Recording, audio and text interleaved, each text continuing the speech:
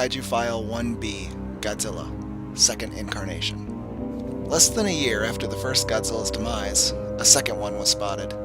This Godzilla is another individual of the same species as the original Godzilla that attacked Tokyo in 1954. Like his predecessor, this Godzilla was presumably awakened by an American hydrogen bomb test in the South Pacific, causing him to absorb huge amounts of radiation and driving him from his natural underwater habitat.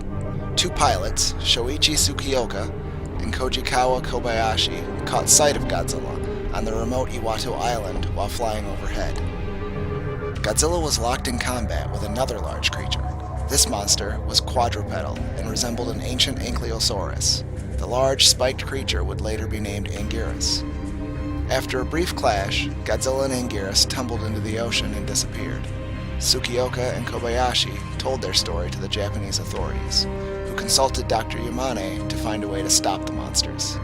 Yamane regretfully stated that with the death of Dr. Serizawa, there was no conceivable way to defeat Godzilla. Yamane suggested that a blackout be enforced on major cities when Godzilla was near, as bright lights reminded him of the nuclear bomb that awakened him and would draw him to the city.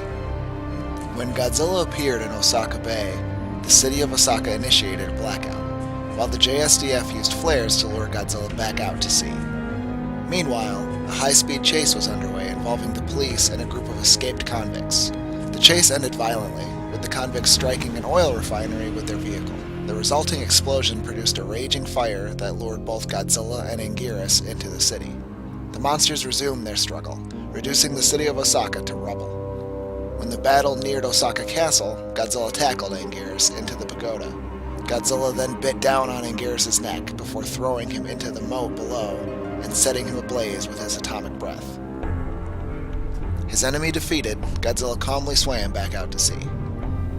Weeks later, Godzilla was believed to be active in the waters off Hokkaido, sinking a fishing boat.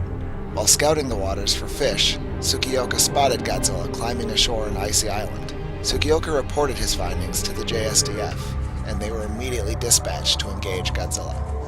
Several fighter jets attacked Godzilla, but they were unable to do any damage as he turned back and headed towards the water. Trying to help the JSDF, Kobayashi arrived in his plane and tried to distract Godzilla. Unfortunately, Kobayashi was shot down and killed by Godzilla's atomic breath. However, his sacrifice was not in vain. When Kobayashi went down, his plane crashed into an icy wall, causing an avalanche. This inspired the JSDF to shoot the icy slopes of the island and attempt to bury Godzilla in ice. Thankfully, this plan worked, leaving Godzilla completely submerged in ice. Godzilla was finally defeated, at least for the time being.